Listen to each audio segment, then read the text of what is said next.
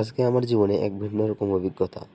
যাচ্ছি নেটওয়ার্কের বাইরে, চট্টগ্রাম পাহাড়ি অঞ্চলে। পাহাড়ে বুক ছিলে বয়ে চলা সাঙ্গু নদীতে। চলুন স্টার্ট করি।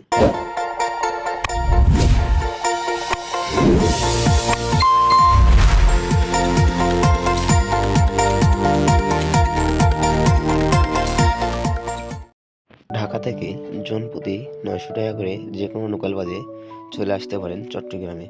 তবে এসি নন এসি বাসে ভাড়া একটু ভিন্ন রকম হতে পারে।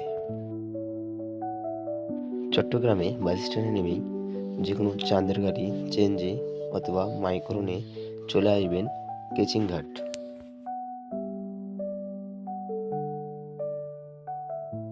কেচিংঘাটে নেমেই এখান থেকে একটুখানি জায়গা হেঁটে চলে আসবেন বোট পারে। এগুলো যাওয়া আমাদের ভাড়াটা ন্যায্য ভাড়াটা 800-900। এখানে তারা দাম চাইতেই পারে, স্বাভাবিক বিষয়। তবে একটু দাম কষাকষি করে আমরা জনপ্রতি ৬০০ টাকা করে নৌকাতে উঠলাম। এটিকে বলা হয় ডিঙ্গি নৌকা। পাহাড়ের বুক চিরে বয়ে চলা কি অপরূপ সাঙ্গু নদীর জলরাশি এখানে অনেক পর্যটকের দেখা মেলে। কিছুক্ষণ গুগল ঘাটাঘাটি করার পর জানতে পারলাম এই সাঙ্গু নদীর উৎপত্তি মিয়ানমার থেকে। সাঙ্গু নদীর দুই ধারে পাহাড়িরা জুম চাষ করছে। এখানে অনেক কৃষকের দেখা মেলে। কেউ বা মাছ ধরছে, কেউ আবার কাজ শেষে বাড়ি ফিরছে। নদীর দুই ধারে স্থানীয় শিশুরা খেলা করছে, কেউ আবার নদীর পথ ধরে হেঁটে চলছে। নদী দিয়ে চলার পথে বিভিন্ন পাড়া পড়ে, নাম অজানা সব পাড়ার সম্মুখীন হয়েছি আমি এবং আমার সঙ্গে থাকা বন্ধুরা। কিছুক্ষণ যাওয়ার পরে সামনে একটি বিজিবি ক্যাম্প পড়ে। এখানে আমাদের ডকুমেন্টসগুলো দেখানোর পরে সামনের দিকে এগিয়ে যাই। কারো এনআইডি, কারো আবার জন্ম নিবন্ধন। জানি না এই পাড়াটির নাম কি, তবে এখানে এসে অনেক পর্যটকের দেখা মিলে।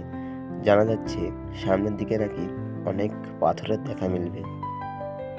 এখানে আমরা স্থানীয় দোকানগুলোতে হালকা পাতলা নাস্তা সেরে আবারও ছুটে চলি নদীর দিক। এখানে অনেক ধরনের পাথর দেখা যায়।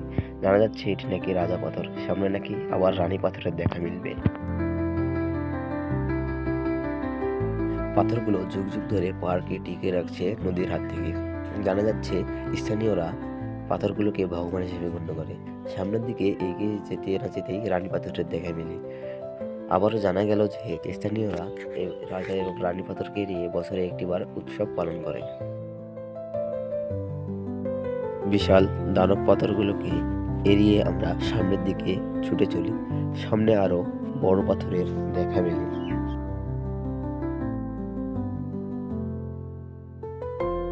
সামনের জায়গাটুকুতে পানি স্বল্পতার কারণে আমরা নদীর দুই ধার দিয়ে হেঁটে যাচ্ছি। নদীর দুই ধারে অনেক পাথরের দেখা মেলে। এখানে আসলে কিছুটা জাফলংয়ের ফিল পাওয়া যায়। যারা জাফলংয়ে গেছিলেন তারা হয়তো জানেন জাফলংয়ে অনেক পাথর, সেই একই রকম পাথর এখানেও দেখা মেলে। অনেক পর্যটক এখানে দাঁড়িয়ে ফটোশুট করতেছে। সামনে আবার নাকি একটা ঝর্ণার দেখা মিলবে।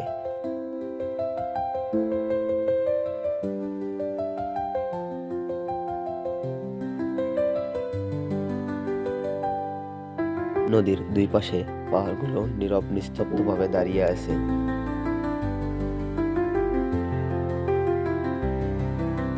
তো আজকের ভিডিও এই পর্যন্ত। এই ভিডিওটি ভালো লাগলে অবশ্যই একটি লাইক করবেন এবং এরকম নিত্য নতুন ভিডিও পেতে চ্যানেলটি সাবস্ক্রাইব করবেন। ধন্যবাদ।